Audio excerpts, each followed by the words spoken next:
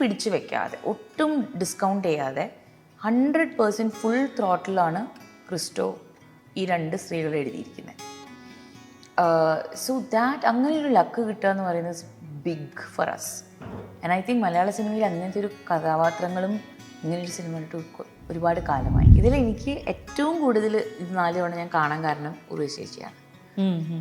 സത്യമായിട്ടും. കാര്യം master class എൻ്റെ മുമ്പിൽ നിന്ന് ചേച്ചി അഭിനയിക്കുമ്പോഴും അത് യൂണിവേഴ്സിറ്റി ആയിരുന്നു. ഇപ്പോഴും ഞാൻ കാണുമ്പോൾ ഇങ്ങനെ ഇരുന്ന് പോകും, എങ്ങനെയാണ് ഒരാളിങ്ങനെ ചെയ്യണേ.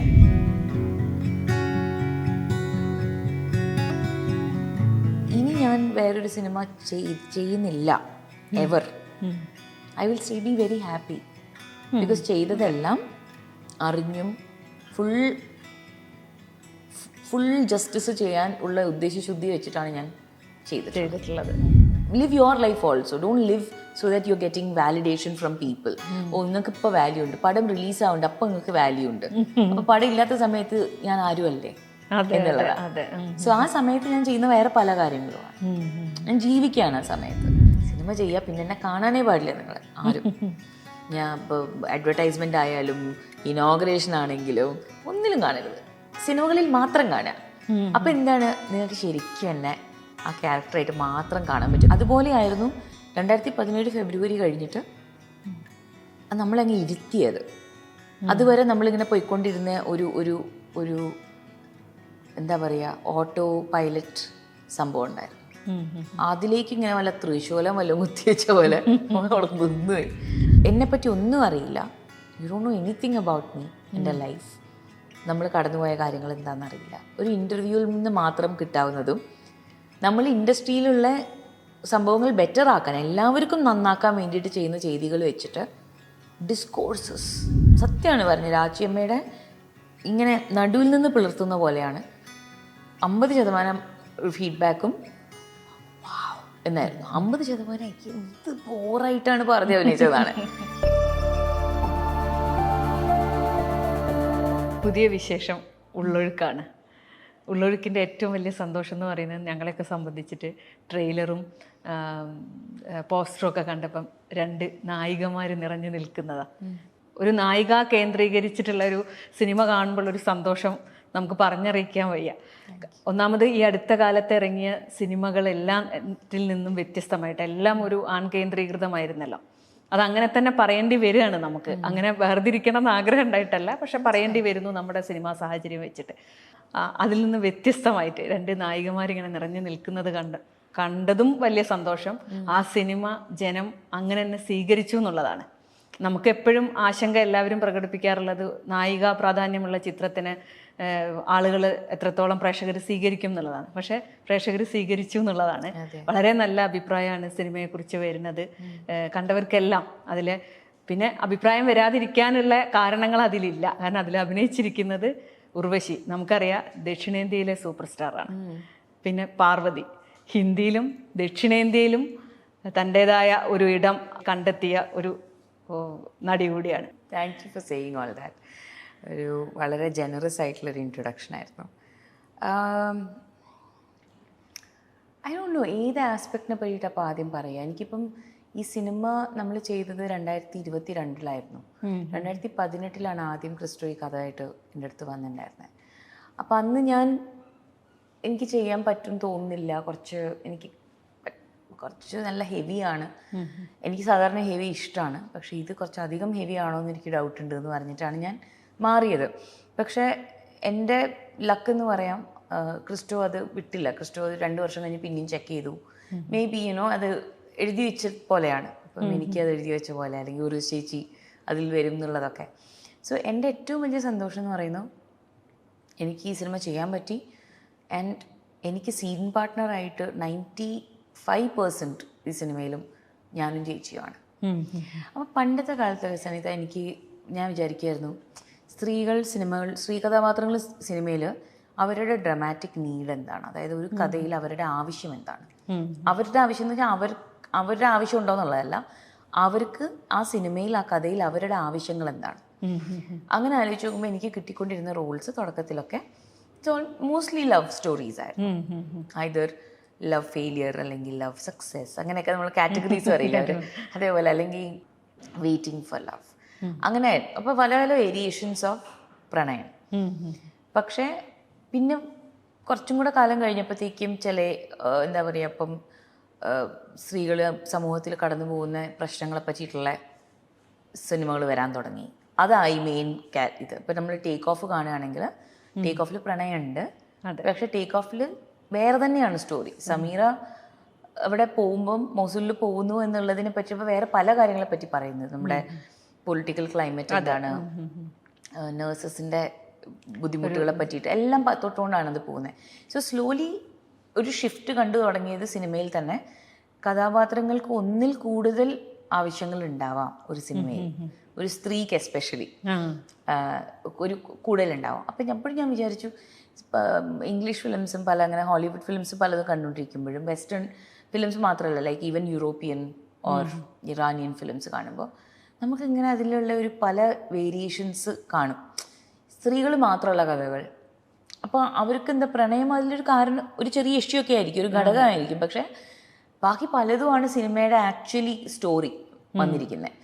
റിവെഞ്ച് ആയിരിക്കും, അങ്ങനെ പല പല പല ഒന്നിലേക്കും ഒരു ചെറിയൊരു ബോക്സിൽ പെടുത്താതെ. I been waiting for that. അപ്പം പക്ഷെ ഞാനത് പ്രതീക്ഷ പോലും ഉണ്ടായിരുന്നില്ല എനിക്ക് അങ്ങനെ ഉണ്ടാവാൻ സാധ്യതയുണ്ട് ഇവിടെ.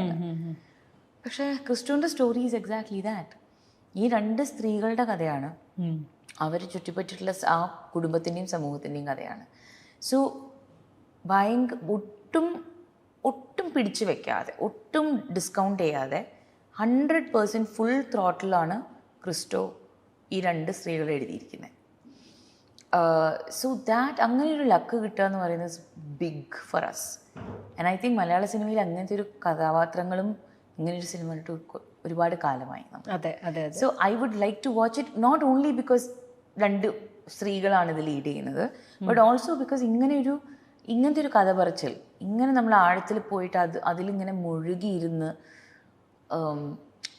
ഇത് കണ്ടൊരു സുഹൃത്ത് എന്നോട് പറഞ്ഞത്, ഇത് കണ്ടിട്ട് ഭയങ്കര നമുക്ക് എല്ലാ ഫീലിങ്സും ആണ്, ഇൻറ്റൻസ് ആണ് സിനിമ, പക്ഷെ എന്തൊരു തൃപ്തിയാണ് അങ്ങനെ ഒരു സിനിമ നമ്മളെ ഉൾക്കൊണ്ടിട്ട് എത്ര കാലമായി എന്നാണ്.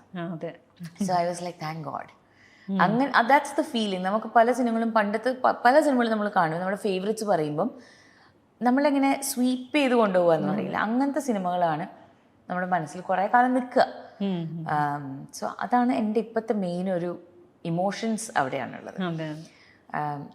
ആൺ കേന്ദ്രീകൃത സിനിമകൾ എന്ന് പറയുമ്പോൾ അവിടെ എനിക്ക് നോട്ട് ചെയ്യുന്ന ഒരു പോയിന്റ് എന്ന് പറയുന്നത് എന്താ വെച്ചാൽ, ഒരു 7-10 വർഷം മുമ്പേ ഇങ്ങനെയൊരു ചർച്ച പോലും ഉണ്ടാവില്ലായിരുന്നു. ഇപ്പം അത് നടക്കുന്നുണ്ട്. ഇത്തരം വാക്കുകൾ ഇപ്പം മുഖ്യധാര കോൺവെർസേഷൻസിൽ തന്നെ അത് വരുന്നുണ്ട്. സ്ത്രീകൾ എവിടെ, നമ്മുടെ സിനിമയിൽ സ്ത്രീകൾ എവിടെ എല്ലാവരും ഡിസ്കസ് ചെയ്യുന്നു. അതിന് ആ ഡിസ്കഷൻ ഇമ്പോർട്ടൻ്റ് ആണ്. അതിലൊക്കെയുള്ള ഉത്തരം എവിടെ എത്തുന്നു എന്നുള്ളത് ആർക്കും കൺട്രോൾ ഒന്നും ചെയ്യാൻ പറ്റില്ല. I'm trying to find the middle ground there. Because ഒരു കാര്യം എനിക്ക് ഉറപ്പാണ്, ഇപ്പം എനിക്ക് അങ്ങനെ ഒരു സിനിമ ഉണ്ടാക്കണമെങ്കിൽ ഞാൻ ഉണ്ടാക്കും. Those who are not making it because they don't want to. And the thing is, നമ്മൾ ആക്റ്റീവായിട്ട് അതിനെ എതിർത്ത് അത് ഇല്ലാതാക്കാൻ ശ്രമിക്കുന്നുണ്ടോ എന്ന് മാത്രം നോക്കിയാൽ മതി. അങ്ങനെ വല്ലതും ഒരു മെക്കാനിസം ഇവിടെ നടക്കുന്നുണ്ടെങ്കിൽ obviously we have to talk about it. And അതിൽ ഞാൻ ഫോൾട്ട് കാണും. പക്ഷേ ഇഫ് ഞാനൊരു റൈറ്റർ എന്ന രീതിയിലോ ഡയറക്ടർ എന്നില്ലോ they not feeling like making something with women, അപ്പോൾ പിന്നെ എന്നാ നിങ്ങൾ നിങ്ങളുടെ ചെയ്തോളൂ. വേറെ ക്രിസ്റ്റോ ഉള്ളൊഴുക്ക് ചെയ്ത പോലെ സിനിമകളും കൂടെ വന്നോട്ടെ എന്ന് ഞാൻ പറയുന്നത്. ഉർവശിയാണല്ലോ ഒപ്പം ലീലാമ്മയായിട്ട്, അഞ്ജുവായിട്ട് പാർവതിയും. തീർച്ചയായിട്ടും രണ്ടുപേരുടെ മാക്സിമം ആ സിനിമയിൽ കൊണ്ടുവന്നു എന്നുള്ളത് സിനിമ കാണുമ്പോൾ തന്നെ മനസ്സിലാവുന്നുണ്ട്. ക്രിസ്റ്റോ പറയുകയും ചെയ്തിട്ടുണ്ട്, അത് അവർ രണ്ടുപേരും അവരുടെ മാക്സിമം തന്നതുകൊണ്ടാണ്. ഞാൻ പോലും പ്രതീക്ഷിക്കാത്ത മൂമെൻറ്റ്സ് എനിക്ക് അവർ തന്നിട്ടുണ്ട്. അഭിനയ മുഹൂർത്തങ്ങൾ പലതും അവർ തന്നിട്ടുണ്ട്. ഞാൻ പറഞ്ഞു കൊടുക്കുന്നു, അവർ തിരിച്ചെനിക്കത് അഭിനയിച്ച് തരുമ്പം കഥാപാത്രമായി മാറുമ്പം കിട്ടിയത് എന്നെപ്പോലും അത്ഭുതപ്പെടുത്തിയിട്ടുണ്ടെന്ന് പറഞ്ഞിട്ടുണ്ട്. തീർച്ചയായിട്ടും സിനിമ കാണുമ്പോൾ അത് മനസ്സിലാവുന്നുണ്ട്. ഉർവശി നമുക്കറിയാം, പിന്നെ മലയാളത്തിൻ്റെ എന്നല്ല, ഞാൻ ദക്ഷിണേന്ത്യയിലെ സൂപ്പർ സ്റ്റാർ എന്ന് തന്നെ പറയും. അവരുടെ അഭിനയം നമുക്കറിയാം. അത്രയും അഭിനയിച്ച കഥാപാത്രങ്ങൾ എന്ന് പറയുന്നത് ഒരുവിധം ഇനി എന്തെങ്കിലും അഭിനയിക്കാനുണ്ടോ എന്ന് എനിക്കറിയില്ല. അത്രയും അവർ ആ കാലഘട്ടവും അങ്ങനെ തന്നെയായിരുന്നു. അവർക്ക് അതിനുള്ളൊരു ഭാഗ്യം ലഭിച്ചു. പക്ഷേ മുഖത്തെ ഭാവങ്ങൾ ശ്രദ്ധിച്ചിട്ടുണ്ടോ? കുശുമ്പായാലും അസൂയായാലും ദേഷ്യമായാലും സന്തോഷമായാലും എത്ര പെട്ടെന്ന് അല്ലെ, എത്ര അനായാസമായിട്ടാണ് അവരത് പ്രകടിപ്പിച്ചതെന്ന് നമുക്കൊരു അഭിനയം പോലും തോന്നി. അങ്ങനെ ഒരാളുടെ കൂടെയാണ് ഈ ഉള്ളൊഴുക്കിൽ അഭിനയിക്കുന്നത്. ആ ഒരു എക്സ്പീരിയൻസ് എന്തായിരുന്നു? യൂണിവേഴ്സിറ്റി പോലെയാണ്. എക്സാക്ട്ലി, ശരിക്കും ഒരു യൂണിവേഴ്സിറ്റി. അതായത് അഭിനേത്രി എന്ന രീതിയിൽ മാത്രമല്ല, ഒരു ഹ്യൂമൻ ബീങ് എന്നുള്ള രീതിയിൽ ഒരു ചേച്ചി കടന്നു പോയിട്ടുള്ള കാര്യങ്ങൾ, അതിനെപ്പറ്റി നമ്മളോട് ജനറസ് ആയിട്ട് ഷെയർ ചെയ്യുകയാണ് കാര്യങ്ങൾ. ഒരു പരിധി വരെ അത് ചിലപ്പോൾ ഒരു സുഹൃത്തിനോട് സംസാരിക്കുന്ന പോലെ, ചില സമയത്ത് ഒരു മകളോട് സംസാരിക്കുന്ന പോലെ, ചില സമയത്ത് കോ ആക്ടറിനോട് സംസാരിക്കുന്ന പോലെ. എനിക്ക് തോന്നുന്നത് ഇപ്പം മറ്റേ ആർട്ട് വേഴ്സസ് ആർട്ടിസ്റ്റ് എന്ന് പറയുന്ന പോലെയാണ്. ഇപ്പം നല്ല വ്യക്തികൾ തന്നെ ആവണമെന്നില്ല എല്ലാ ആർട്ടിസ്റ്റും, നല്ല ചെയ്തികൾ മാത്രം ചെയ്യണമെന്നൊന്നുമില്ല അല്ലേ. പക്ഷേ sometimes you realise that sometimes മറ്റേ ആ ഒരു അലൈൻമെൻറ്റ് വരും. നല്ല വ്യക്തികളാണ് നല്ല ആർട്ടിസ്റ്റ് ആവണമെന്നുള്ള രണ്ടും ഒരേ സമയത്ത് വരുന്നത്. അതാണ് ചേച്ചിയുടെ എനിക്ക് തോന്നുന്നത് ഉള്ളിൻ്റെ ഉള്ളിലൊരു ആഗ്രഹം, സന്തോഷമാണ് എല്ലാവർക്കും കൊടുക്കേണ്ടത്, സമാധാനമാണ് കൊടുക്കേണ്ടത് എന്നുള്ള ഒരു ഉദ്ദേശശുദ്ധി ഉണ്ട് ചേച്ചിക്ക്. അതിൽ നിന്ന് എല്ലാ തീരുമാനങ്ങളും വരുന്നത്. അത് ഞാൻ നോട്ടീസ് ചെയ്തിട്ടില്ല. പിന്നെ ചേച്ചി ആയതുകൊണ്ട് എനിക്ക് ഒരുപാട് ഈ സിനിമ കാണുമ്പോൾ എല്ലാവർക്കും മനസ്സിലാവും അത് ഒരു നിമിഷം പോലും റിലാക്സ്ഡ് അല്ല ആരും. എല്ലാ നിമിഷവും മുൾമുനയിലാണ്. അങ്ങനെ ഒരു സിനിമ ചെയ്യുന്ന സമയത്ത് 1-2 സീൻ ചെയ്തിട്ട് പോകുന്ന പോലെയല്ല. എല്ലാ ദിവസവും നമ്മൾ 10-12 മണിക്കൂർ അവിടെ ആ മാനസികാവസ്ഥയിലാണ്. അപ്പം ഞാൻ ചേച്ചിയിൽ നിന്ന് ഏറ്റവും കൂടുതൽ പഠിച്ചിട്ടുള്ളത് നമ്മൾ എത്ര നമ്മൾ സമാധാനിക്കുന്നോ റിലാക്സ് ചെയ്യുന്നോ അത്രയും നമുക്ക് ആഴത്തിലേക്ക് പോകാൻ പറ്റും. നമ്മൾ എത്ര നമ്മളിങ്ങനെ പിടിച്ചു വെക്കുന്നോ അത്രയും നമ്മൾ കഷ്ടപ്പെടുകയുള്ളൂ. പുറത്ത് ഔട്ട്പുട്ട് കുറവുമായിരിക്കും, വെറുതെ നമ്മൾ ടയേർഡാവുകയുള്ളൂ. അതിൻ്റെ ആക്ച്വൽ അത് എക്സാമ്പിളായിട്ടാണ് കാണിച്ചത്, അല്ലാതെ എന്നോട് പറഞ്ഞ് ഇരുന്ന് തിയറി അല്ല. I could witness it. അതുകൊണ്ട് ഞാൻ കണ്ടുപഠിച്ചത് ചേച്ചിൻ്റെ അടുത്ത് നിന്ന് അതാണ്. എപ്പോഴും ഒരു സംഘർഷം നിറഞ്ഞൊരു അന്തരീക്ഷം, കൂടാതെ വീടിനുള്ളിലും പുറത്തും വെള്ളക്കെട്ട്. അപ്പം എനിക്കൊന്നൊരു 2 മാസത്തിനടുത്ത് എന്ന് പറഞ്ഞ പോലെ ഷൂട്ട് ചെയ്ത സിനിമയാണ്. ആ ഒരു സാഹചര്യവും അതിനെയൊക്കെ എങ്ങനെയാണ് അത് പറഞ്ഞത് തന്നെയായിരുന്നു റീസൺ. ഇതേ കാര്യം നമ്മൾ പറയുമ്പോൾ വെള്ളത്തിൽ ഷൂട്ട് ചെയ്യുന്നത് ബുദ്ധിമുട്ടായിരുന്നു. പക്ഷെ തിങ് ഈസ് നമ്മൾ സിങ് സൗണ്ടിലാണ് ഷൂട്ട് ചെയ്തത്. അപ്പോൾ വി ഹാവ് ടു സേ നമ്മുടെ സൗണ്ട് ഡിസൈനേഴ്സ് ആർ ഫെൻറ്റാസ്റ്റിക് ആ കാര്യത്തിൽ നമ്മൾ നോക്കുകയാണെങ്കിൽ. കാര്യം ഇങ്ങനത്തെ പെർഫോമൻസ് ചെയ്യുന്ന സമയത്ത് നമുക്ക് പെട്ടെന്ന് കട്ട് ചെയ്തോ അത് ശരിയായാലും ഒന്നും കൂടെ പോകാൻ സൗണ്ട് കിട്ടിയില്ല, അയ്യോ മറ്റേ ശബ്ദം വന്നു എന്ന് പറയാതെ ദാറ്റ് ആർട്ട് ഒരു technical brilliance is very important. അത് നോട്ട് ചെയ്യേണ്ടതാണ്. അതേപോലെ തന്നെ എംബാവ ആർട്ട് ഡിറക്ഷൻ ദ വേ അവരിങ്ങനെ അത് ഓഫ് കോഴ്സ് ഒരു ആർട്ടിസ്റ്റ് ആകുമ്പോൾ നമ്മളൊരു സ്ഥലത്ത് ചെല്ലുമ്പോൾ നമ്മളുടെ ചുറ്റുവട്ടത്തുള്ള എല്ലാ സാധനവും നമ്മളെ എഫക്റ്റ് ചെയ്യും. ആ ബെഡ്ഷീറ്റിൻ്റെ ടെക്സ്ചർ പോലും കോട്ടൺ ആണോ നൈലോൺ ആണോ അനുസരിച്ചിട്ടായിരിക്കും നമുക്ക് ഫീൽ ചെയ്യുക. ചിലപ്പോൾ ഇങ്ങനെ ഒരയില്ലേ നമുക്ക് ബെഡിലൊക്കെ ഇരിക്കുമ്പം. അപ്പം എന്തൊക്കെ തരം ആർട്ടാണ് അവർ യൂസ് ചെയ്യുന്നത്. കോസ്റ്റ്യൂം, നമ്മുടെ എൻ്റെ ക്യാരക്ടർ അഞ്ജുവിൻ്റെ ക്യാരക്ടർ എപ്പോഴും മുടി മുകളിലേക്ക് നീറ്റായിട്ടാണ് കെട്ടി വെച്ചിരിക്കുന്നത് മോസ്റ്റ് ടൈം. അതിന് 2-3 കാരണങ്ങളുണ്ട്. എൻ്റെ മനസ്സിൽ നമ്മൾ അതിൽ ജീവിക്കുമ്പോൾ മനസ്സിലാക്കുന്ന ഒരു കാരണം കൂടെയാണ്. ആ താലിമാലയും റോസറിയും കൂടെ ചേർന്നിട്ട് എങ്ങനെയാണ് കിടക്കുന്നത്, അത് ക്ലോസ്ഡ് ഓഫ് ആയിട്ടാണ് കിടക്കുന്നത്. അത് കാരണം മുടി നല്ലോണം വലിയും. അപ്പോൾ ഒരിക്കലും അടിയിലേക്ക് വിടാതെ മുകളിലേക്ക് കെട്ടി വെക്കുന്ന മുടിയും കൂടെ വലിയാതിരിക്കാനാണ്. അപ്പം അങ്ങനത്തെ ചെറിയ കാര്യങ്ങൾ നമ്മൾ ആ വേഷവും ജ്വല്ലറി ഒക്കെ ഇടുമ്പോഴാണ് നമുക്ക് ചോയ്സസ് പോലും മനസ്സിലാവുക ചിലപ്പോൾ. മനസ്സിലായില്ലേ? അപ്പം ഐ ഫീൽ ലൈക്ക് സഫോക്കേഷൻ എത്ര റിയൽ ആക്കാൻ പറ്റുമോ ആക്ടേഴ്സിന് വേണ്ടിയിട്ട് അത് അത്രയും റിയൽ ആക്കി തന്നിട്ടുണ്ട് എല്ലാവരും. മനസ്സിലായില്ലേ? എല്ലാവരുടെയും അതിപ്പോൾ ഷൈനാഥിൻ്റെ ക്യാമറ വർക്ക് ആണെങ്കിലും മോസ്റ്റ് ഓഫ് ദി ടൈം ഞാനും ചേച്ചിയും ആ റൂമിലാണ്. ആ റൂം ചെറിയ റൂമും ആയിരിക്കും. അപ്പം അതിൽ അത്ര കുറേ പേർക്ക് നിൽക്കാൻ പറ്റില്ല. എത്ര ചേച്ചി ഇത് വേറൊരു ഇന്റർവ്യൂവിൽ പറഞ്ഞിട്ടുണ്ട്, എത്ര ആംഗിളാണ് ഒരാൾ പിടിക്കുക, പുതുമ എത്ര വരുത്താൻ പറ്റും നമുക്ക്. പക്ഷെ കഥാപാത്രം കണ്ടൊക്കെ ചെയ്യുന്ന ഇവർ രണ്ടുപേരും ഒരുമിച്ച് തന്നെയാണ് എപ്പോഴും ഇരിക്കുന്നത്. അപ്പം ആ ആംഗിൾ പിടിക്കുമ്പോൾ തന്നെ നമുക്കിങ്ങനെ കുറേ നേരമായാലും ഇവിടുന്ന് അനങ്ങിയിട്ടെന്നുള്ള ഫീലിംഗ് നമുക്ക് തന്നെ വരും. പിന്നെ വെള്ളത്തിൻ്റെ സംഭവം എനിക്ക് വളരെ ഇമ്പോർട്ടൻറ്റും വളരെ ഇൻട്രസ്റ്റിംഗ് ആയിട്ട് തോന്നിയിട്ടുള്ളതായിരുന്നു. കാര്യങ്ങൾ ഇൻട്രസ്റ്റിംഗ് ആയിട്ടും വളരെയധികം സീരിയസ് ആയിട്ടും പോയിക്കൊണ്ടിരിക്കുന്ന സമയത്ത് വെള്ളം കൂടി കൂടി വരും. അതേപോലെ ഇത് കഴിയാറാവുമ്പോൾ വെള്ളം പോവുകയല്ല ചെയ്യുന്നത്, അതിങ്ങനെ ക്ലിയർ ആവും, കുറച്ചും കൂടെ തെളിച്ചം വരികയാണ് അതിന്. അപ്പോൾ ആ ഒരു സംഭവമാണ് എനിക്ക് തോന്നുന്നത് ഒരു സബ് ലെവലിൽ മെറ്റഫോറിക്കലി ക്രിസ്റ്റോ എയിം ചെയ്തത്. അത് എനിക്ക് ഓഡിയൻസ് എന്ന രീതിയിൽ എനിക്ക് ഭയങ്കരമായിട്ട് ഇഷ്ടപ്പെട്ടിട്ടുള്ള കാര്യമാണ്. ഈ ഒരു മാനസികാവസ്ഥേൻ്റെ പ്രശ്നം കൂടെ ഉണ്ടല്ലോ, കുറേ ദിവസം ഈ ഒരു സംഘർഷത്തിൽ ഇങ്ങനെ നിൽക്കുകയാണല്ലോ രണ്ടുപേരും. ആ ഒരു മെൻ്റൽ ഇതിനെ എങ്ങനെയാണ് അതിജീവിച്ചത്? ആക്ച്വലി അതിജീവിക്കാൻ ശ്രമിക്കുന്നത് നിർത്തി ഒരു ഘട്ടത്തിൽ നമ്മളതുകൊണ്ട് കാര്യമില്ല എന്ന് മനസ്സിലായി. അപ്പം ആദ്യത്തെ 10 ദിവസമൊക്കെ പിന്നെ ഒരുപാട് ഫിസിക്കൽ എയിൽമെൻറ്റ്സും കാര്യങ്ങളും ഉണ്ടായിരുന്നു. ഇപ്പോൾ എല്ലാ സെറ്റിലും പല രീതിയിൽ ഇപ്പോൾ നമ്മളെല്ലാവരും വർക്ക് ചെയ്യുമ്പം പനിയും ജലദോഷവും കാര്യങ്ങളൊക്കെ ആർക്ക് വേണമെങ്കിലും വന്നു പോവാം. അതൊന്നും ആയിരിക്കില്ല. ഇതിങ്ങനെ കാല് ഉളുക്കുക, അതായത് നമ്മളെ ആക്ടിങ്ങിൽ നിന്ന് നമ്മളെ മാറ്റി നിർത്താൻ പറ്റുന്ന കാര്യങ്ങൾ നടക്കുന്നുണ്ടായിരുന്നു.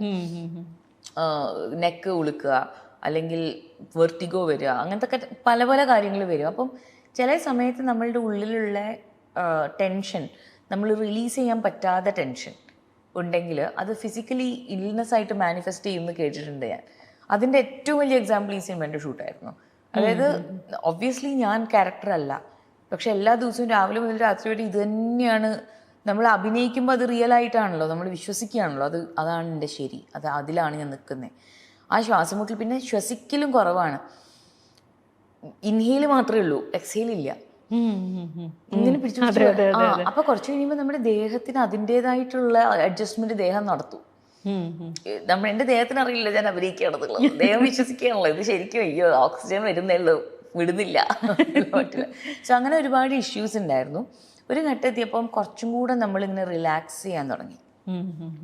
ആസ് എൻ ഇതിനെ പറ്റിയിട്ട് ഇത് എങ്ങനെയാ വരിക എന്നുള്ള ചോദ്യങ്ങളൊക്കെ നിന്ന് എനിക്ക് തോന്നുന്നു ഒരു ഘട്ടം കഴിഞ്ഞപ്പോൾ ഞാനും ഒരു ചേച്ചിയും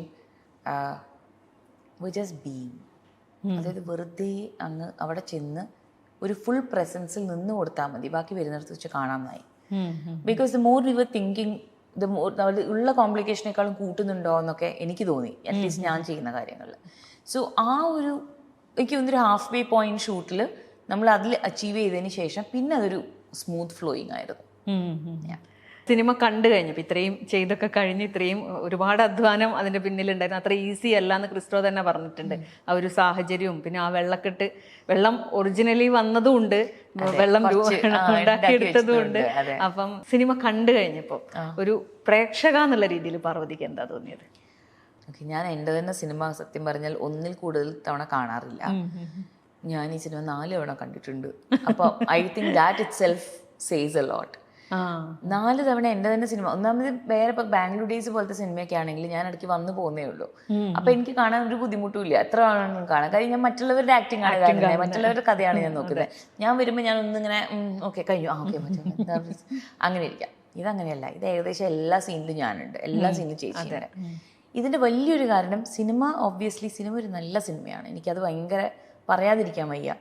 എനിക്ക് തോന്നുന്നത് ഞാൻ ആദ്യമായിട്ടാണ് ഒരു കഥയുടെ ഫുൾ സ്കോപ്പ് മനസ്സിലാക്കാതെ യെസ് പറഞ്ഞത്.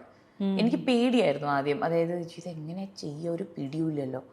അത്രയും ഓണസ്റ്റ് ആയിട്ടുള്ള ക്യാരക്ടറാണ്, ഒരു രീതിയിലുള്ള കലർപ്പും ഇഷ്ടപ്പെടുത്താനായിട്ടുള്ള ശ്രമങ്ങളൊന്നും നടത്താത്തൊരു സ്ത്രീ. അപ്പോൾ അതെങ്ങനെ ചെയ്യണമെന്ന് അറിയില്ല. അപ്പം ഇത് കഴിഞ്ഞ് ഈ സിനിമയുടെ ഇമ്പാക്റ്റും ഇതെല്ലാം സിനിമയായിട്ട് വരുമ്പോൾ എങ്ങനെയാവുമെന്നും എനിക്കറിയില്ല. അപ്പോൾ ആദ്യത്തെ തവണ കണ്ടപ്പം ഞാൻ ഭയങ്കര സർപ്രൈസ്ഡ് ആയിരുന്നു, ഇങ്ങനെയാണല്ലേ അപ്പം ക്രിസ്റ്റോ ഇതിനെ കണ്ടത് എന്നുള്ളത്. പിന്നെ എനിക്ക് കുറച്ച് ഡിസ്റ്റൻസ് കിട്ടി. നമ്മൾ ഈ ഷൂട്ട് ചെയ്തിട്ട് ഒരു 1.5 വർഷം കഴിഞ്ഞിട്ടാണ് റിലീസ് ചെയ്യുന്നത്. അപ്പോൾ അതുകൊണ്ട് അതിൻ്റെ ഒരു സമാധാനം എനിക്കുണ്ടായിരുന്നു. കാര്യം ഞാൻ ആ ഒരു എക്സ്പീരിയൻസിൽ നിന്ന് കുറച്ച് ദൂരത്തേക്ക് പോയി എന്നുള്ളൊരു സംഭവം. ഇതിലെനിക്ക് ഏറ്റവും കൂടുതൽ ഇത് 4 തവണ ഞാൻ കാണാൻ കാരണം ഉർവശി ചേച്ചിയാണ്, സത്യമായിട്ടും. കാര്യം മാസ്റ്റർ ക്ലാസ് എൻ്റെ മുമ്പിൽ നിന്ന് ചേച്ചി അഭിനയിക്കുമ്പോഴും അത് യൂണിവേഴ്സിറ്റി ആയിരുന്നു. ഇപ്പോഴും ഞാൻ കാണുമ്പോൾ ഇങ്ങനെ ഇരുന്ന് പോയി എങ്ങനെയാണ് ഒരാളിങ്ങനെ ചെയ്യണേ എന്ന് നമുക്ക് തോന്നുന്ന ആ ഒരു ആശ്ചര്യവും അഡ്മിറേഷനും എല്ലാം ക്രിയേറ്റ് ചെയ്ത ഒരു ആക്ടർ അതിൽ എസ്പെഷ്യലി 2-3 സീൻസിലൊക്കെ ചേച്ചിയുടെ മേത്ത് മാത്രം ഇതുള്ള സമയത്ത് വോയിസ് ഇടറുന്നതും കയ്യിൻ്റെ ഉപയോഗവും കൈ ഇങ്ങനെ വെക്കുന്നൊരിതുണ്ട്. എന്തോ പറഞ്ഞു വന്നിട്ട് ഇങ്ങനെ വെച്ചിട്ട് അത് ഇവിടെ ഇങ്ങനെ വരും, പൊട്ടിക്കരയാതിരിക്കാൻ വേണ്ടിയിട്ട് നമ്മൾ ചെയ്യുന്നത്. അപ്പോൾ എനിക്ക് എൻ്റെ അമ്മയും അമ്മായിനെയും എന്നെയൊക്കെ ഓർമ്മ വരും. നമ്മളൊക്കെ ചെയ്യുന്നതാണ്, നമ്മളുടെ സ്വകാര്യ ജീവിതത്തിൽ ചെയ്യുന്ന കാര്യങ്ങൾ മാത്രം വരുന്ന. അത്രയും നമ്മൾ തൊലിയില്ലാതെ ജീവിക്കണം അങ്ങനെ ചെയ്യാൻ പറ്റണമെങ്കിൽ. അങ്ങനെ ആ തൊലിയും ആ ഒരു പ്രൊട്ടക്ഷനും ഇല്ലാതെ ജീവിക്കുമ്പോൾ ഭയങ്കര പാടാണ് അങ്ങനെ ജീവിക്കാൻ. അതായത് നമ്മളെ ഒരുപാട് പേര് ഹേർട്ട് ചെയ്യും. പക്ഷേ ആ ഒരു മൂഡിൽ നമ്മൾ ഇട്ട് കഴിഞ്ഞാൽ പിന്നെ ഒരു ആർട്ടിസ്റ്റ് എന്ന രീതിയിൽ ചിലപ്പോൾ നമുക്ക് ഇത് കൊണ്ടുവരാൻ പറ്റില്ലായിരിക്കും. എനിക്ക് തോന്നുന്നത് അതാണ്. സോ ചേച്ചി ഈസ് വെരി ബ്രേവ്. അങ്ങനെ അപ്പം ഏറ്റവും കൂടുതൽ പ്രേക്ഷക എന്ന രീതിയിൽ sometimes like I can't believe I acted with Urvashi ചേച്ചി. ഇപ്പൊ പ്രേക്ഷകരുടെ ഒരു പ്രതികരണം കാണുമ്പോൾ മനസ്സിലാവുന്നത് എന്താ വെച്ചാൽ അങ്ങനെ ഒരു കോംബോ ആഗ്രഹിച്ചിരുന്നു കേട്ടോ. പാർവതി ശ്രദ്ധിച്ചോന്ന് എനിക്കറിയില്ല. ഈ സിനിമേൻ്റെ റിവ്യൂവും അതൊക്കെ വരുന്നതിൻ്റെ അടിയിൽ വരുന്ന കമൻറ്റുകളിൽ ആ കോംബോനെ കുറിച്ചിട്ട് വളരെ നല്ല അഭിപ്രായങ്ങൾ വരുന്നത്. അത് എനിക്ക് ഭയങ്കര സന്തോഷമുള്ള കാര്യം അത് വായിക്കുമ്പോൾ. പക്ഷെ എനിക്കിപ്പോഴും ഇത് വിശ്വസിക്കാൻ പറ്റുന്നില്ല എൻ്റെയും ചേച്ചിയുടെയും പേര് ഒരു ലൈനിൽ തന്നെ ഉണ്ട് എന്നുള്ളത്. ഞാൻ ഓഫ് കോഴ്സ് ഞാൻ വളരെയധികം താങ്ക്ഫുള്ളാണ് ഓഡിയൻസ് എന്ന രീതിയിൽ. എപ്പോഴും ഞാൻ ചെയ്ത വർക്കിനെ നല്ലോണം ക്രിട്ടീക്ക് ചെയ്തും പക്ഷെ ആസ്വദിച്ചും അതിനെപ്പറ്റി ഡിസ്കഷൻ നമ്മുടെ മലയാളം എസ്പെഷ്യലി മലയാളി ഓഡിയൻസ് ചെയ്യുന്നു. സോ ഞാൻ എപ്പോഴും ഗ്രേറ്റ്ഫുൾ ആയിരിക്കും. പക്ഷെ there is no comparing. I agree that ചേച്ചീൻ്റെ കൂടെ വർക്ക് ചെയ്യുക എന്ന് പറയുന്നത് എനിക്ക് കിട്ടിയ ഏറ്റവും വലിയൊരു ഓപ്പർച്യൂണിറ്റിയാണ്. ഒരു കോ ആക്ടറിൻ്റെ കൂടെ വർക്ക് ചെയ്യാൻ പറ്റും. അതേപോലെയാണ് എനിക്ക് ആക്ച്വലി അതേപോലെയാണ് നെടുമുടി വേണു സാറിൻ്റെ കൂടെ അഭിനയിക്കാൻ പറ്റിയപ്പം. പുഴുവിലും ചാർലിയിലും ഒരു സീനിൽ മാത്രമേ നമ്മൾ ഒരുമിച്ചിട്ടുണ്ടായിരുന്നുള്ളൂ. അങ്ങനെ എനിക്ക് കുറച്ച് പേരുടെ കൂടെ വർക്ക് ചെയ്യണം എന്ന് വലിയ ആഗ്രഹമുണ്ട്. അതിലേറ്റവും ടോപ്പിലായിരുന്നു ഉർവശി ചേച്ചി ഉണ്ടായിരുന്നത്. അപ്പോൾ ഇങ്ങനൊരു ക്യാരക്ടർ കിട്ടുമ്പോഴും ഇത് ചെയ്യുമ്പോഴും ഞാൻ ഇതിൻ്റെ ഒരു ഔട്ട്പുട്ടിനെ പറ്റി ചിന്തിക്കുന്നില്ല. ഞാൻ ഭയങ്കര അൺഅവെയർ ആയിരുന്നു. ഞാൻ ചെയ്യുന്നുണ്ട്. അപ്പോഴേക്കും തോന്നുന്നു ചേച്ചിയുടെ കൂടെ അഭിനയിക്കുമ്പോഴും ഞാനത് റിയലൈസ് ചെയ്യുന്നില്ല ഇതിൻ്റെ വലിപ്പം എന്താണെന്നുള്ളത്. കാര്യം അവസാനം നമ്മൾ അങ്ങനെ ആലോചിച്ച് നോക്കുമ്പോൾ അച്ചുവിൻ്റെ അമ്മ വന്ന സമയത്ത് ചേച്ചിയും മീര ചേച്ചിയുടെയും കോമ്പിനേഷൻ വന്നൊരു സമയമുണ്ട്. ആൻഡ് വി വർ ലൈക്ക് ഇനി this is great, so good, so powerful, so deep. നമുക്കിങ്ങനെ മനസ്സിങ്ങനെ മൃദുലമായി ഇങ്ങനെ തൊട്ടും തലോടിയും കൊണ്ടുപോകുന്ന അതേപോലെ ഡീപ്പായിട്ട് ഫീൽ ചെയ്യിപ്പിക്കുന്ന 2 ബ്രില്യൻറ്റ് ആക്ടേഴ്സ് ഒരുമിച്ച് വരാം. ഞാൻ സ്വപ്നത്തിൽ ചിന്തിച്ചിട്ടില്ല എനിക്ക് അങ്ങനത്തെ ഒരു അവസരം കിട്ടുന്നത്. ശരിക്കും സത്യമായിട്ട്. അതായത് ഞാൻ ഇങ്ങനെ കുറേ കാലം ഏത് ഡിറക്ഷനിലായിരിക്കും കരിയർ പോകുക എന്നിങ്ങനെ ആലോചിക്കുമ്പോൾ ഇങ്ങനത്തെ ചില അവസരങ്ങളാണ് എനിക്ക് അവാർഡ് കിട്ടുന്ന പോലെ തോന്നുന്നത്. അപ്പം അത് പിന്നെ ഓഡിയൻസ് അത് ഉൾക്കൊണ്ടത് ആക്സെപ്റ്റ് ചെയ്യുമ്പോൾ പിന്നെ ഒന്നും പറയാനില്ല. പാർവതി അഭിനയിച്ച സിനിമകളിൽ ഇപ്പം സഹനടന്മാരായിട്ട് അഭിനയിച്ചവരും പാർവതിക്കൊപ്പം അഭിനയിച്ചിട്ടുണ്ട്. അതായത് പാർവതി അവരുടെ നായികയായിട്ട് അഭിനയിച്ചൊരു സിനിമകളും വന്നിട്ടുണ്ട്. പാർവതിയുടെ ഒരു കാര്യത്തിൽ എനിക്ക് തോന്നിയിട്ടുള്ളത് പാർവതി അങ്ങനെയൊന്നും ചിന്തിക്കുന്നില്ല എന്നുള്ളതാണ്. നല്ല കഥാപാത്രം നല്ല സിനിമയാണെങ്കിൽ ചെയ്യാം എന്നുള്ളതാണ് എനിക്ക് 1-2 സിനിമകൾ കണ്ടപ്പോൾ തോന്നിയിട്ടുള്ളത്. സത്യമായിട്ടും ഇന്ന് ഞാൻ എൻ്റെ ഒരു ആക്ടർ ഫ്രണ്ടിനോട് സംസാരിക്കുകയായിരുന്നു. നമ്മൾ രണ്ടുപേരും വിചാരിക്കുന്ന ഒരു നല്ലൊരു കഥാപാത്രം കിട്ടുക, നല്ലൊരു സ്ക്രിപ്റ്റ് കിട്ടുക എന്ന് പറയുന്നത് തന്നെ ഭാഗ്യമാണ്. പിന്നെ നമ്മളുടെ ഇൻഡസ്ട്രിയിൽ ഞാനിതിന് മുമ്പും പറഞ്ഞ കാര്യം, ഓഡീഷൻ കൾച്ചർ വളരെ കുറവാണ്. അതായത് പുതുമുഖങ്ങളെ കാസ്റ്റ് ചെയ്യുമ്പോൾ മാത്രമാണ് ഏറ്റവും കൂടുതൽ ഓഡീഷൻസ് നടക്കുന്നത്. ഓൾറെഡി എക്സിസ്റ്റ് ചെയ്യുന്ന ആക്ടേഴ്സിന് പുതിയ ക്യാരക്ടേഴ്സ് കൊടുത്തതൊന്ന് റീഡ് ചെയ്താലോ എന്ന് ചോദിക്കുന്നത് ഞാൻ കേട്ടിട്ടില്ല ആക്ച്വലി.